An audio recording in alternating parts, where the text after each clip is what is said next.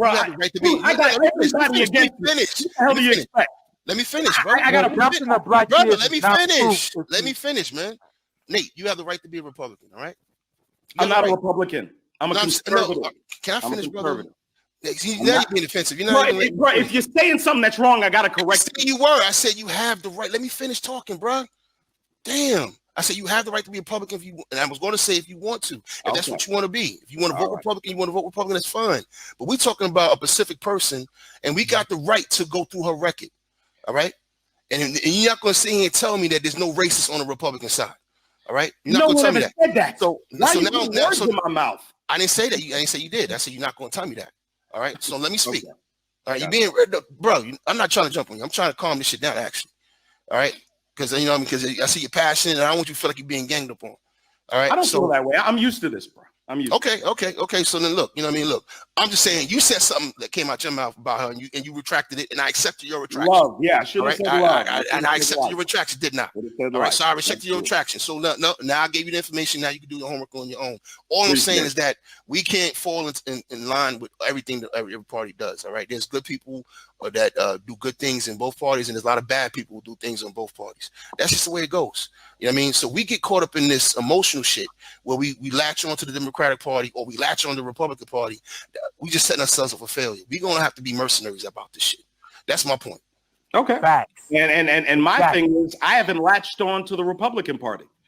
Ever since I started talking in the space, I've told people I'm not a Republican, I'm a conservative. There's a difference. Okay. So I don't latch on to any party. I don't like. I gave a presentation detailing my problems with the Republican Party, why I don't call myself a Republican. I'm someone who's morally consistent.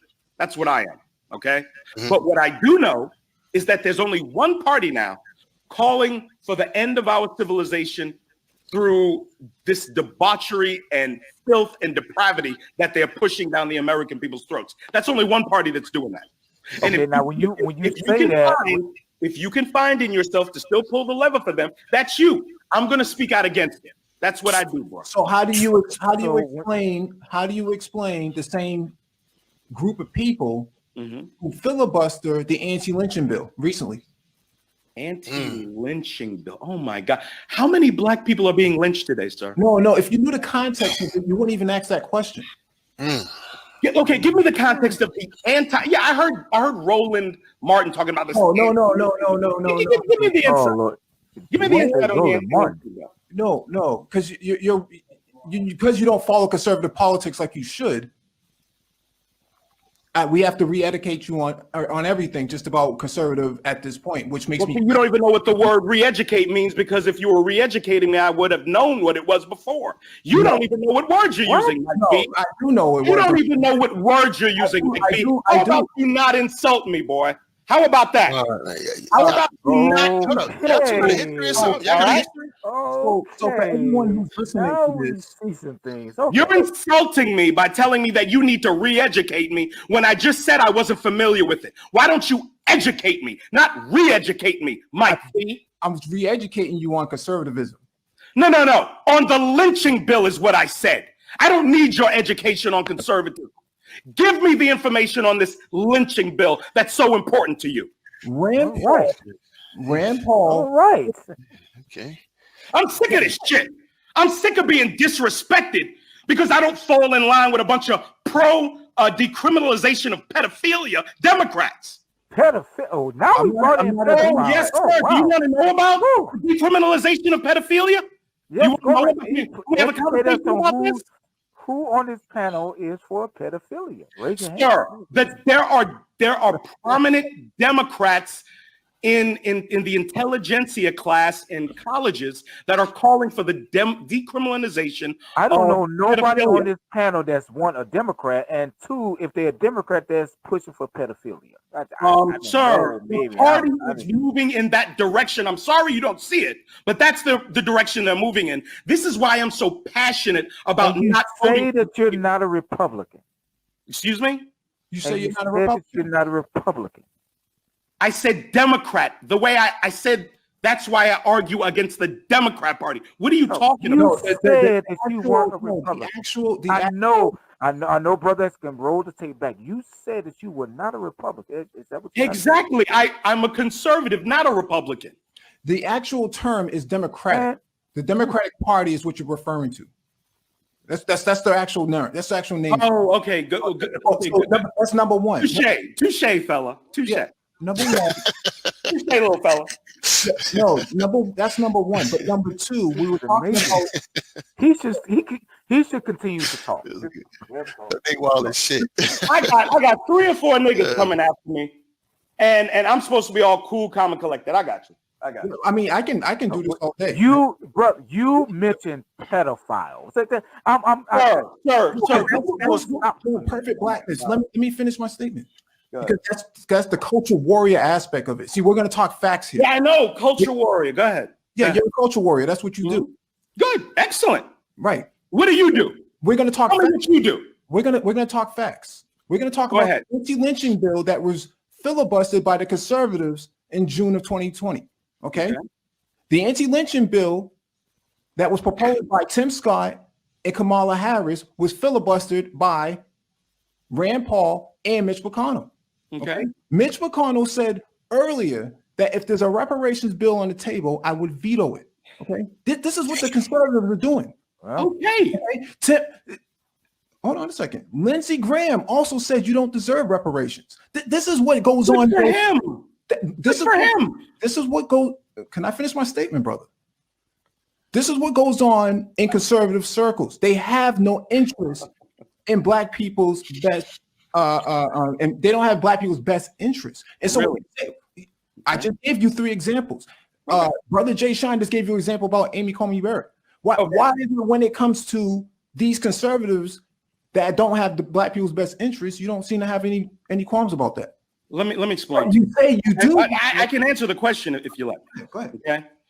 If you understood conservatism, you would understand that at the end of the day, one of the most beautiful aspects of conservatism is live and let live. I don't try to take my ideology and shove it down other people's throats the way the left attempts to do to people. If you want to be a homosexual, go be it. If you want to mutilate your body and go be a trans person, go be it. All I ask is that you stay the fuck away from my children and don't shove that shit down my throat. Okay? Now, you're talking about Lindsey Graham not wanting to give reparations. I don't expect most of white America to want to give it. But once black people get into a position where they've healed themselves, we have a group of competent and assertive men who can go represent us on Capitol Hill. We've brought our goddamn out of wedlock birth rate down. We've brought our abortion rate down. How the hell are black people going to go up to DC and ask for any fucking thing in the absolute mess that we are? Really? There were 7,400 murders of black people last year. Over 96% of them committed by black people. Over 350,000 abortions last year.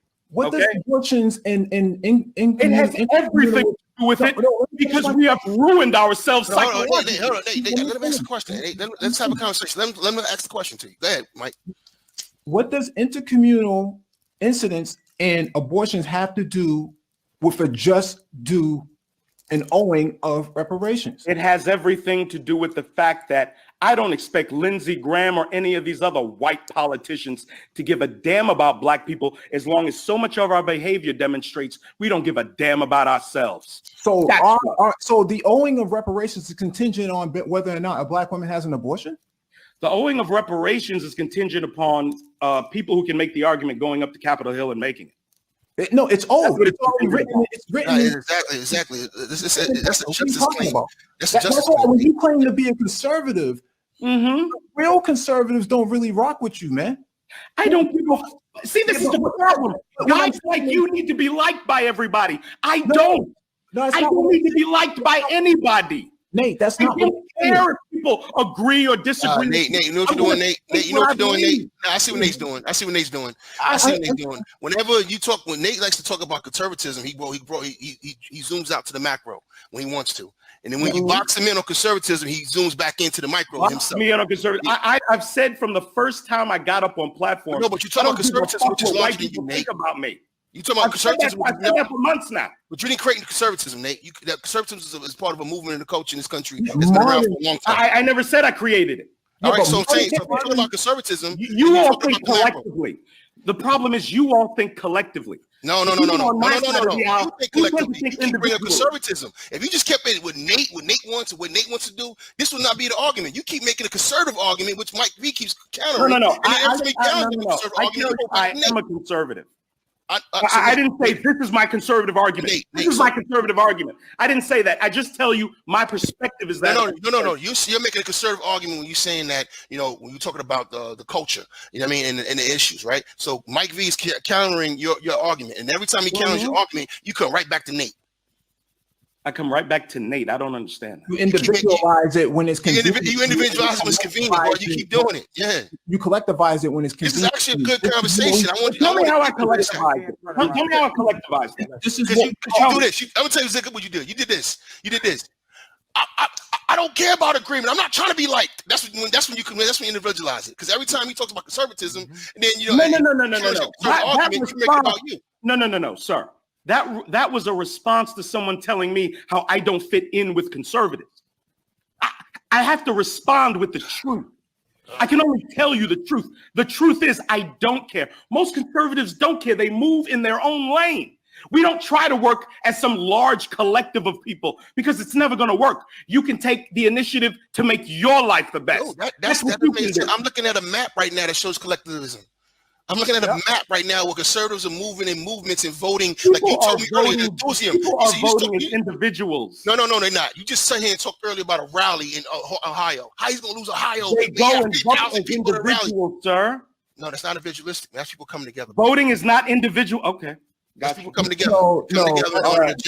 What he's doing, he's filibustering in order not to answer the question. You're right. I'm filibustering. Gotcha. I'll step out of it. What's the question again, Mike? Because I want to hear his answer.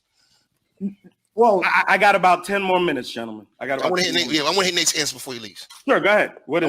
Hey, Nate, I'm enjoying this conversation because I'm getting the point of view from another brother. You know what I mean? So, look, bro, I've been going through this for 12 years now, talking to black people telling me abortion is okay, black people telling me single motherhood is fine, and all as our race sinks deeper and deeper into the fucking abyss. And the more we follow Democrat ideology and policies, the more we're going to sink into the fucking abyss. Period. So when was it a good time to be a black conservative in this country?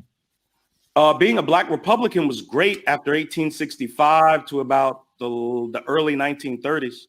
Are you sure about that? I'm absolutely positive about it. Cheney says this bill is, quote, a real tragedy because she says, if you'd made it more targeted, you could have had GOP support.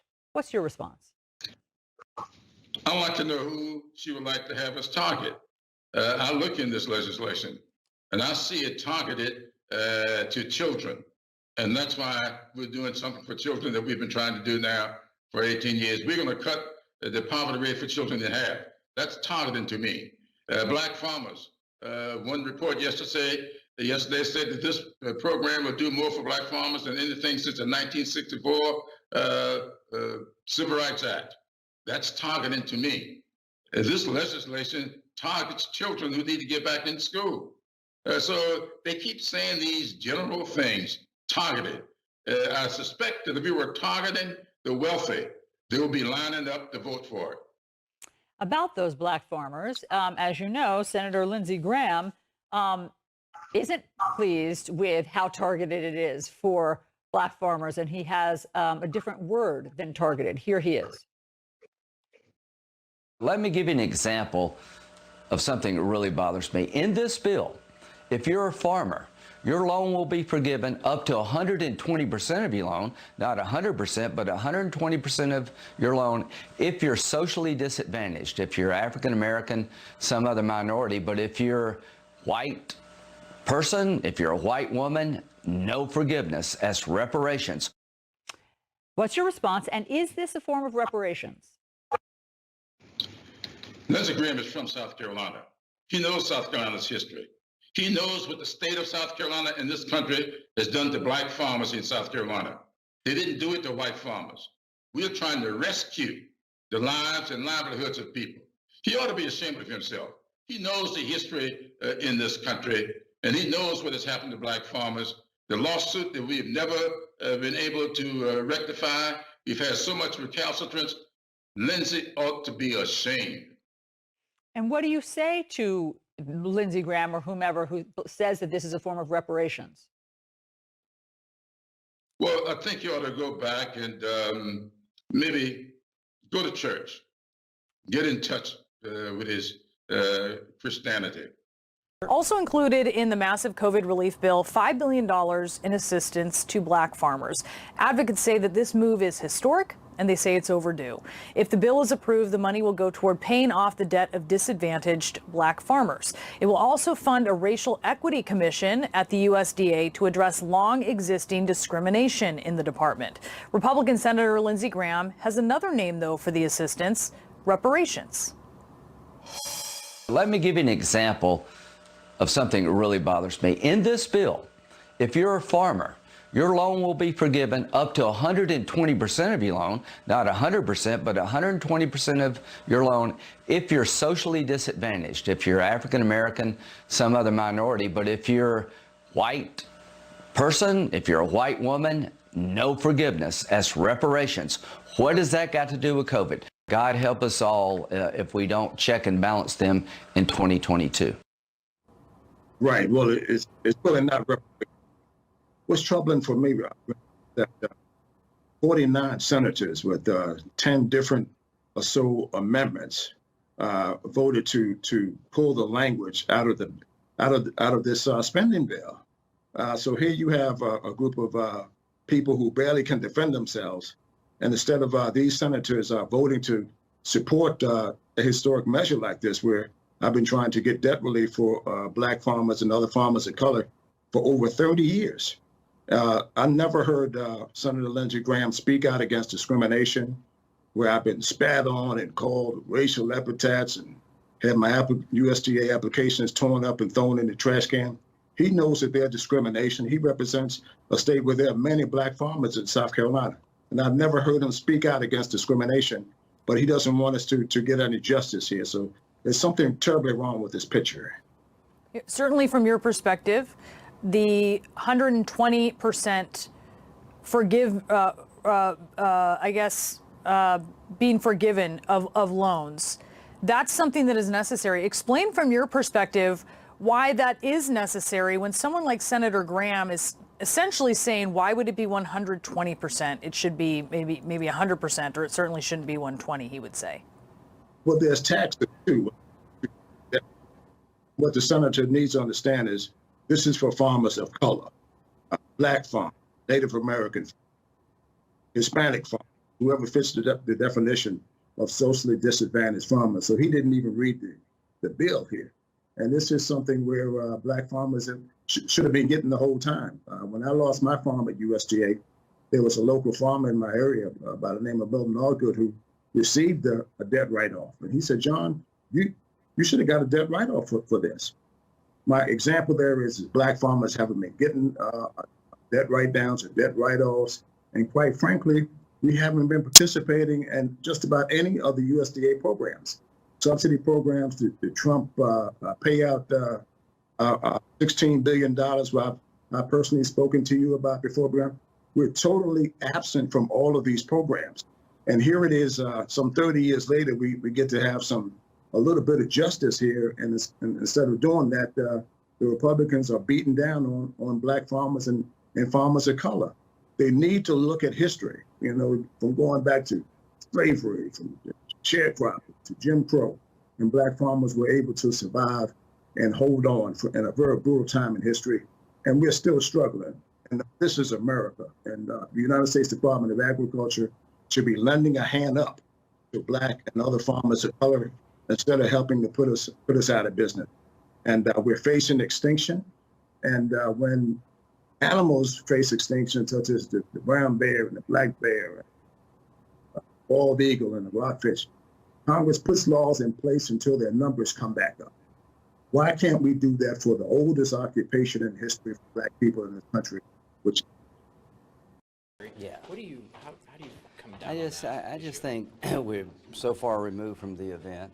It was the original sin of the country, and I think let's just make it a more perfect union rather than looking backward, because I don't know where it stops when you do that. Do you think the idea deserves to be studied further? Some of the 2020 presidential candidates have said that there should be a commission to study the idea further. You know,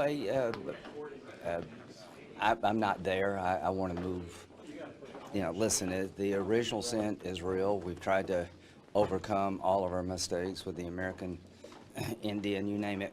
We're not a perfect country, but we're trying to form a more perfect union, and I don't think this helps. What's your take on the idea of reparations? Do you think that would be a good I don't think any person, black or white, is responsible for what someone else, black or white, did 150 years ago. And I think most Americans feel the same way I do. Slavery was reprehensible. It's indefensible. But reparations presents a whole different issue. And I believe in personal responsibility, and I just don't think someone today is responsible for what someone else did 150 years ago. How is this issue from a Louisiana standpoint? I don't think reparations for something that happened 150 years ago, for whom none of us currently living are responsible, is a good idea. We've, tried to deal with our original sin of slavery by fighting a civil war, by passing landmark civil rights legislation. We've elected an African-American president. I think we're always a work in progress in this country, but no one currently alive was responsible for that. And I don't think we should be trying to figure out how to compensate for it. First of all, it'd be pretty hard to figure out who to compensate. We've had waves of immigrants as well who've come to the country and experienced dramatic discrimination of one kind or another. So no, I don't think reparations are a good idea. Open your mind.